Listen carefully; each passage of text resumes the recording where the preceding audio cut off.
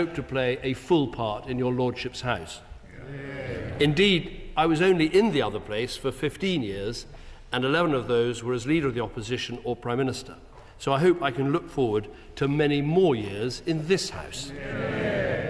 And when I look at the ornate carved wooden panels that surround us and compare them to my now infamous shepherd's hut, I can tell you this is already a significant upgrade.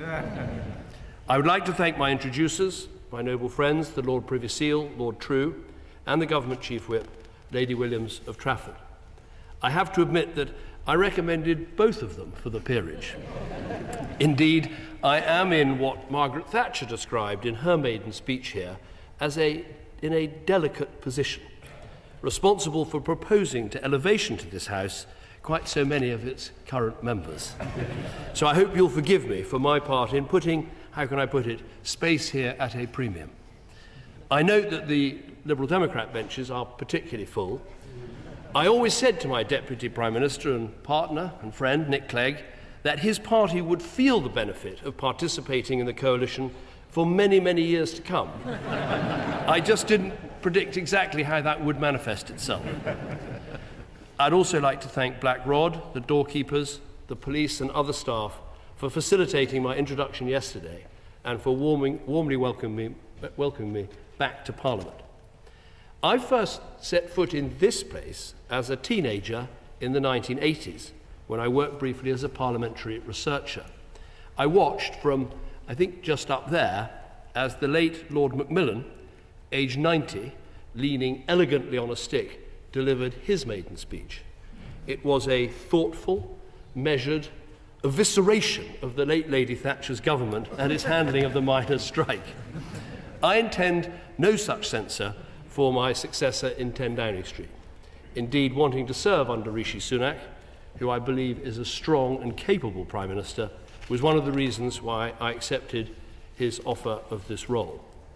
I had 2 former party leaders in my cabinet, alongside many veterans of Tory leadership campaigns, one of which, of course, was the noble Lord Clark, and I valued all their advice. And I hope that some of my experience will help the Prime Minister in meeting the vital challenges that we face as a country. That said, it was a surprise to be asked. I have not been sitting, like some latter-day de Gaulle at Colombe-les-Deux Églises, waiting to be asked, how shall I put it, to take back control. Nor am I Cincinnatus hovering over my plough. I leave all classical allusions, and indeed illusions for that matter, to another former Prime Minister with whom I shared a number of educational experiences. There is a strong precedent for members of this House from all parties serving in the Cabinet. Peter Carrington and Alec Douglas-Hume, and more recently the noble Lords, Lord Mandelson, Lord Adonis, Lord Frost, the noble Baroness Lady Morgan of Coates.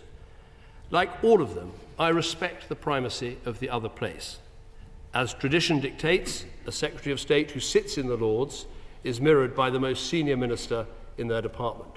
That minister is the Right Honourable Andrew Mitchell MP, who will deputise for me in the other place, and I believe he'll do an excellent job. I will look forward to answering noble Lords' questions monthly and appear before all the relevant committees. I recognise my responsibilities to this House, and I'm happy to consider other appropriate mechanisms so that Parliament is able to scrutinise all the work of my department. The noble Lord Mandelson sent me a particularly charming welcome, but he pointed out that I am a comeback novice, and this is only my first one compared with his 3.